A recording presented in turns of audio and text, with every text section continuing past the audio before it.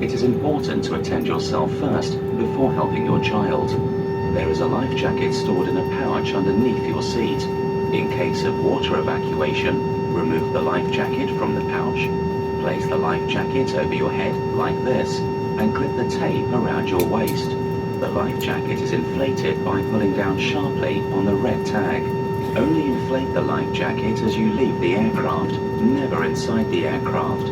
The jacket can also be manually inflated by blowing air into the mouthpiece. A light is attached to the jacket for signaling. Should you leave the aircraft through an overwing window exit,